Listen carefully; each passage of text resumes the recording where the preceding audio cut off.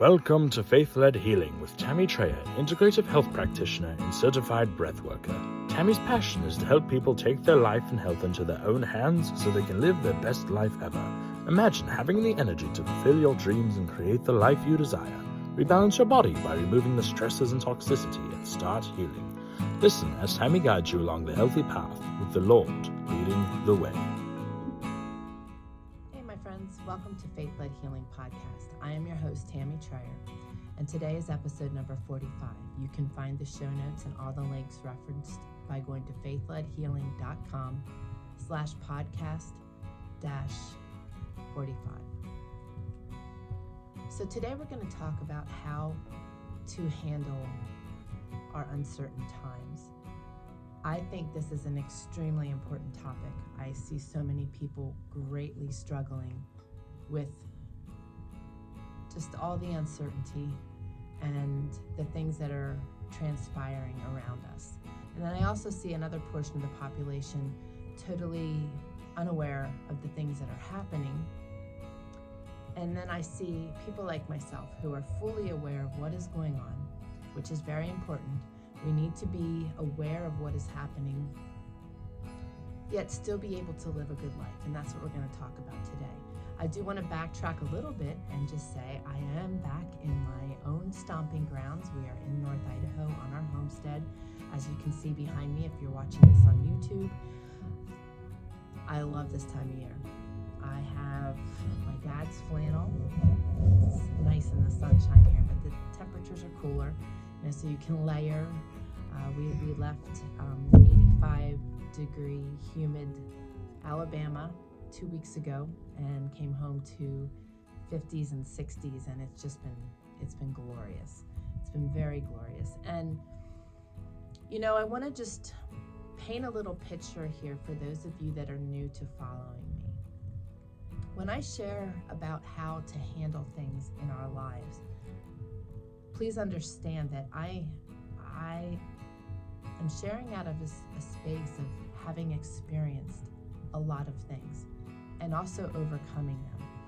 That is my personality, and I do realize that that's not the personality of everyone. And care of a dear friend this week, it helped me to also understand how people may not always be understanding what I'm talking about and what I'm sharing and how to go about doing the things that I suggest. If that's ever you, I really recommend that you join my community, because whatever I share on here, we are diving deeper into the following week in our community. And you can come in there and ask questions and share your thoughts. So please join me, faithledhealing.com/community. Now, I'm just going to paint a couple little pictures for you. We embarked on our off-grid journey in 2010, and in 2011, I started having some health issues. I felt I wasn't feeling myself. I didn't have the energy I did. I was kind of losing my strength, lots of brain fog, just my body was not working well. And that progressed. And in 2015, after helping my son deliver 3 cords of firewood, my body just, I don't even know what to call it, but it resigned. I had neuropathy in my hands and in my arms and in my legs, and I was pretty debilitated. But before that, I was having problems sitting. I was having problems laying. I was having problems standing. I had a really beautiful roll-top desk, and I would sit there, and I couldn't sit in the chair anymore, so I got a yoga ball. That helped some, but then I progressed to a place where I just couldn't sit anymore. It hurt so much. My organs were very swollen, and I got a standing desk, and I could do that for a while, and it worked out really well. And all of a sudden, I just couldn't stand on my legs very long, and then I'd lay down to it, just so uncomfortable. And then I had this episode where I ended up with a neuropathy, and then God diagnosed me, and the neon sign was right in front of me, sharing with me that I had breast implant illness. And God led me to a doctor in Georgia, the only one in the country at the time that had a detox protocol in place to go along with the proper removal of my silicone outer saline implants. And we were on a really slippery slope. We live very frugally. And that just began to take us down.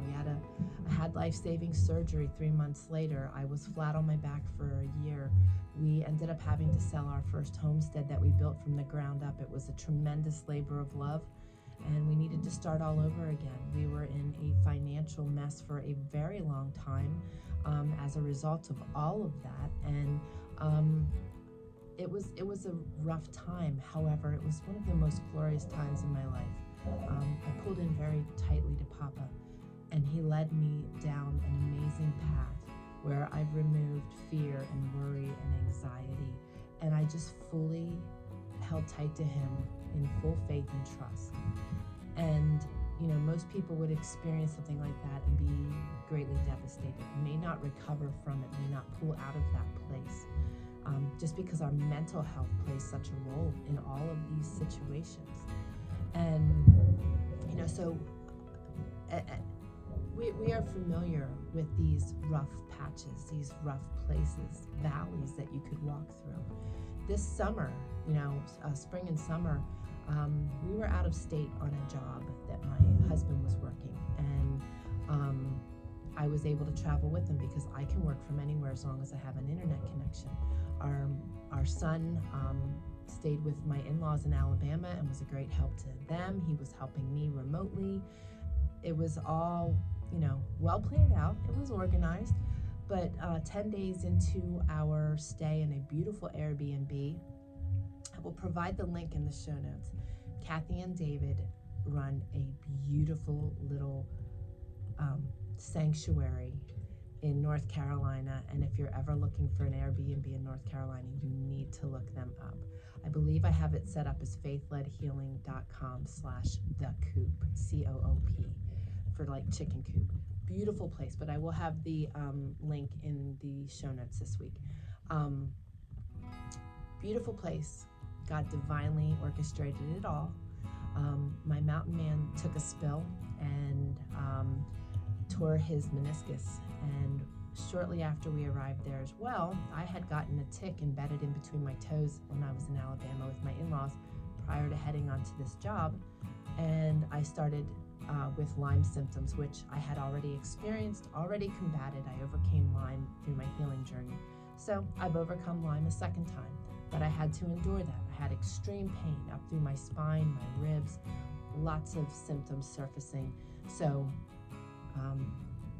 we combated those things. However, the other thing that transpired is on our way to North Carolina, South Carolina for the job, the injectors on our truck went. And we're veterans to that scenario too, because when we came out here in 2010, embarking on this journey, our previous GNC also had injector problems. Coincidence? I don't know. The enemy's trying to stop my messages. He's trying to stop us from chasing God and from sharing our faith and our joys of life. And he's gonna have to work a whole lot harder. I'm not giving in. My family is not giving in. And our perspective will not change. God is on the throne in my life, in our world today, and these experiences that we've just overcome, we didn't even skip a beat. And it wasn't a valley, although the enemy wanted it to be a valley for us. We were in the most perfect place for us to heal this summer. Had my husband been here, it would have been so incredibly hard for him to have to sit still and not be able to do the things that were screaming at him all over this homestead. There, he was able to learn to rest. He had a couple days that were very, very aggravating for him. He is a nonstop human being, and he is brilliant. He has a brilliant mind. He is my MacGyver. I always say he can make a pistol out of a paperclip, and I truly believe that. He has a magnificent mind and is always busy with his hands. And it was very hard for him to sit still, but we were in a really good, tranquil place that nurtured him and enabled him to learn to rest. Just like in my healing journey, it taught me how to be able to rest. And I believe, with all that being said, that I'm going to move into the topic for today on how to traverse our uncertain times, is that we need to rest right now. We need to rest in Him. And I always say that we need to, have a plan in place.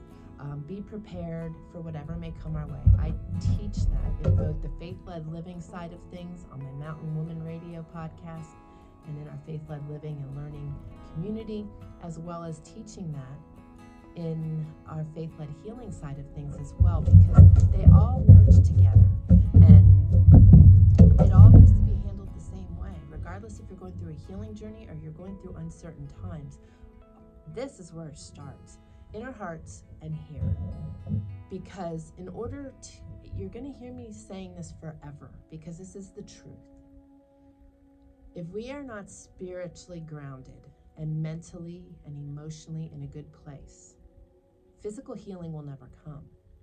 And if we are trying to traverse a valley and we are trying to physically do everything, but we don't have a stable spiritual foundation and we aren't mentally and emotionally in a good place, we're just going to be on that wheel. We're just going to be on the hamster wheel. And that's where many people are right now. They're really nerved up. The election is coming. There's odd things happening in our world. And there are odd people in our surroundings every day for most of you. Now that I'm here, I don't go anywhere. It's very rare. Post office, and that's about it. But life is different than it once was. And that's what's happening around us. But what happens in our four walls, in our heads, in our bodies, does not need to be any different. We can still exist in a beautiful headspace, even when there's devastation around us. But it has to be a choice, and it has to be a decision, and it's something that we have to work at. So let me share this, because I've always said, it's important to trust God. Have a plan in place, but trust God. And if the plan doesn't go as you desire, to be able to roll with it and keep going. And a friend said to me this week, how can you have a goal without a goal? Because that's basically, I guess, what I'm saying. But I just never thought of it that way. My family and I, through our building of homesteads and, equipment breaking and weather and just all kinds of things, we've learned to roll. We have a very large to-do list. We go about it each day, bit by bit. We don't get overwhelmed by it. And when the weather shifts or something breaks, we're constantly just rolling forward. We're moving forward. We don't stay stuck in a place of devastation because, oh my goodness, that blade broke on the sawmill and we can't mill lumber. We move on to the next thing, get a new blade in root, or take our other blades and get the mountain man will sharpen them, whatever we need to do. But we keep in a mindset of trusting God. If that blade broke, our mindset is often, okay, that broke maybe to protect us, or I feel there's purpose in everything. So when things don't go our way, because that's where people struggle the most, I feel, is when you've got a plan in place and things don't go the way you want them to. For most people, that's devastation.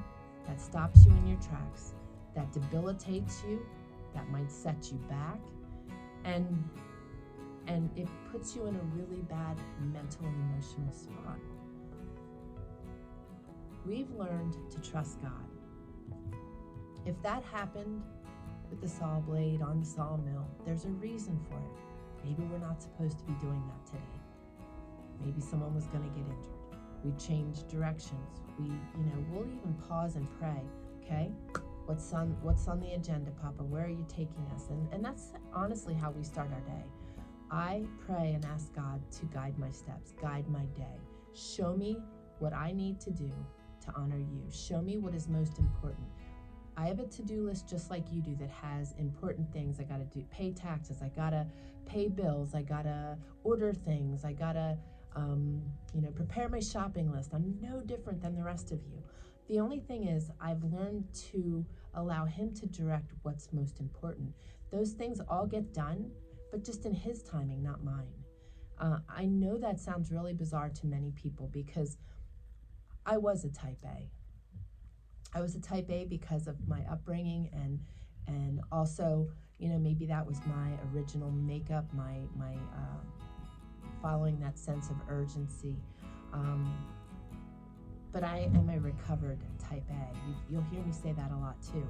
And I don't wish to be on that rat race. I don't wish to be chasing things to such a degree that I don't even know what I'm chasing anymore, because that's a lot of times what happens when we're chasing so many things. I want to be very intentional. I want to be very present. So in saying all that, how do you handle these uncertain times? You make the decision to make life good. It's okay, don't bark. My big dog is here, and there's a dog across the river barking. It's okay. It's okay. This is real life, folks. You decide to create a good life for yourself. You take time. You do self-care. You do the best you can with what you've got. If you're financially limited, you just enjoy life with what you have. You feel blessed by what you have, and you move forward in that mindset, and it will serve you really well. Papa will take care of your needs. If you are focusing solely on him and making him first and trusting him with everything, I promise you he will provide for every need. I shared with you how I had to go to Georgia for my surgery. While we were there, we didn't have 2 pennies to rub together. A friend paid for our hotel for almost the whole month we were there. Another friend did a fundraiser. We had just enough for our airfare, our baggage, a little bit of food, and gas. And you know what? I had to purchase a prescription while I was there, an additional one that I wasn't preparing for. I have health insurance through a Christian share ministry, and we have to pay up front and then be reimbursed. I put the prescription with the pharmacist, and he said it was $900. Let me jump back. I had $375 in my checking account. That money was to cover the rental car when we returned it, and our baggage to head home, and a little bit of gas. We get up to the counter. Well, let me jump back. I stood there and waiting for my husband to come out of the restroom, and he says to me, "What are you doing? Why didn't you give him the prescription?" And I told him why, and he said, "I ask you again, why didn't you give that pharmacist the prescription? You've got here solely on faith. Why wouldn't you give that prescription to the guy?" So I handed the guy the prescription. We had some food things, and we went into an empty aisle and we prayed. We got back up there and waited for him to call our name, and he called my name. And he said to me, "I gave you a discount. Your total is $372. I thanked him, and I cried, and I paid for my prescription and our food. And I asked him, "Did you get everything? Our food too?" "Yes." Okay, that was totally on faith. Now, we gave up all the money we had for our rental car and our gas and any additional food we might have needed. We went back to the hotel room. My family came, his family came. They did not know our circumstances, and when each of them left, my dad gave me a big hug, and he put money in my hand. They said their goodbyes. He gave me $150, not knowing anything. My father-in-law gave me a hug, said his goodbyes, put money in my hand. He gave me $150 too. It was exactly what I needed, exactly what we needed. It was exactly what we needed to get home. Please don't underestimate the power of the God we have that's on the throne. He will provide for all your needs, regardless what they are, whether they are monetary, whether it is food, whether it is shelter or water, whatever it is during our uncertain times, Papa will provide. But you got to pull into him. You've got to be seeking him. You've got to be trusting him wholeheartedly. And you know what? There's going to come times where, you question. I used to question everything. I used to fear everything. I don't question anything anymore. I don't fear anything anymore.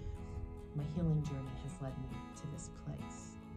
The more you catch yourself and redirect your thinking, the more you create the habit of thinking about the blessings you have and trusting him for where he's taking you and what he's going to provide, and just trust him. He loves you more than anything. He will not leave you. He will not forsake you. Our world is messed up. Our world will drop us on a dime. Our good Lord will. And when you really, fully trust that he's got your best interests in mind, it becomes easier and easier to keep redirecting your thoughts, redirecting your mind. And here's something else. 2 things that I think are really valuable in this time frame. We all have a to-do list. We all have a schedule. We also have bills, and oftentimes in the order they need to be paid. The thing that should be on the first of our to-do list and on our bills is him. Meaning that we should take time every day to spend time with him, read his word, pray to him, just get quiet, listen to his still small voice. And we should be tithing. In that journey when we had nothing, whatever we had,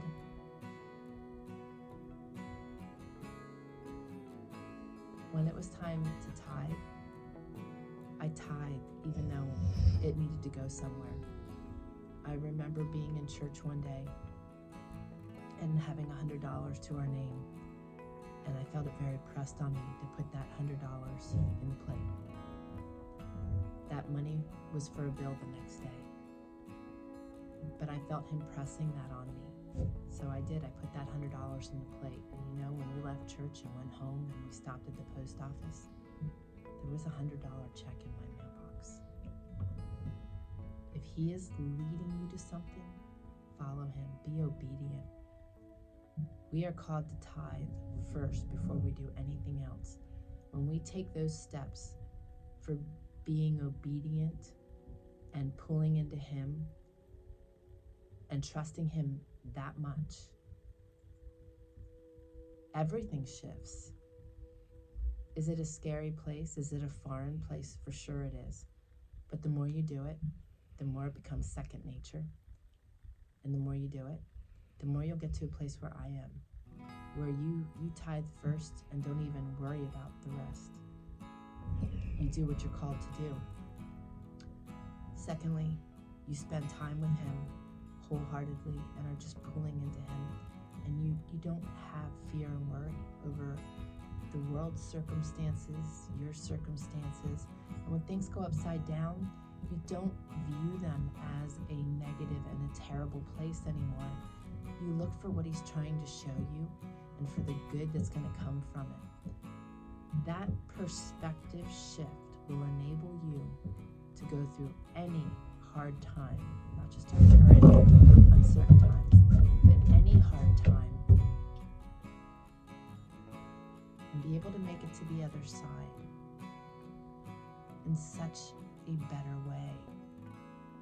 Yes, it's going to be hard. We go through hard times, and it can be hard. You can grow weary. I mean, we're all human, we're all flesh. I will be the first to admit that there are times that I just get weary. It just becomes a lot. But then I pull into him, and he shows me something in his word that just knocks my socks off, and it redirects me, and it enables me to keep going. Or he leads me to call on my prayer warriors in my community, to to lift me and cover me in prayer and to help me refine my strength and my renewal and my balance and my direction. You know, we're all human. I may not have fear and worry and anxiety, but things do get heavy from time to time for me. Nothing like they once did. When I was younger, I would be, in a corner rocking. I'm no different than the rest of you. However, each day we should be striving to be a better version of ourselves. And in doing so, as we start doing that, we are able to mature to a different place. And I want to encourage you guys to focus every day to be a better version of yourself regardless of what's going on. Our world is crazy. It's upside down. It's south.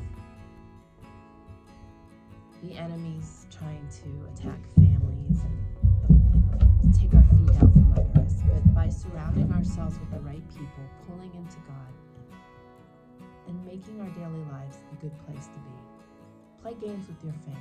Listen to music. Music changes everything. Sing.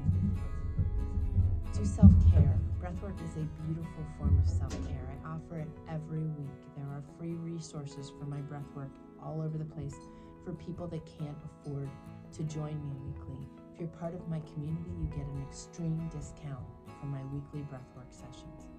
Join my community. Be surrounded by the right people. Be encouraged. Be lifted up. Be prayed for weekly. I do a weekly live prayer and praise time in my community just to cover people in prayer and to pull us together. This may sound really foreign to many of you, especially if you've never heard my podcast before, but because of my life circumstances, I proudly and boldly put Papa first in everything that I do, and it has changed my life. I used to be afraid of offending people. Now I'm afraid of leaving somebody behind. I don't want anybody to be left behind and missing out on the glorious and beautiful hand of Jesus in their lives. So that is how you handle our current uncertain times, is you pull into Him, you surround yourself with the right people, and you make life good. Yes, you can. You can make life good, even when you only have 2 pennies to rub together. My family endured a very long season.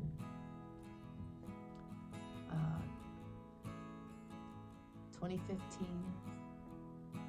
to 2020. It's a long season, but it was good. It was good. And your seasons and your valleys can be good too. They'll be hard, but they'll be good. I gained the greatest things in my life through my valleys. And it's only because I started looking for what I could learn, what I could gain, and how it could use me in that space. So that's my message for today. I hope it helps some of you. These are really crazy, uncertain times, and you may feel like you're lacking and you don't have enough, and financially you might be in a bad spot. You might be in a valley for other reasons. You might be dealing with health issues or estranged children or so many different things. Job, finances, marriage. God's in it all. Our greatest tool is pulling into Him and praying, talking to Him, communicating with Him. So I pray that you join my community. We have amazing people in there. I'm in there every day, nurturing and encouraging, and it's a good spot. Papa's building a really beautiful area there. Give Him all the glory. Anyway, I love you all. Have a beautiful rest of your day. Make life good. Pull in. And I look forward to seeing you guys next week. God bless.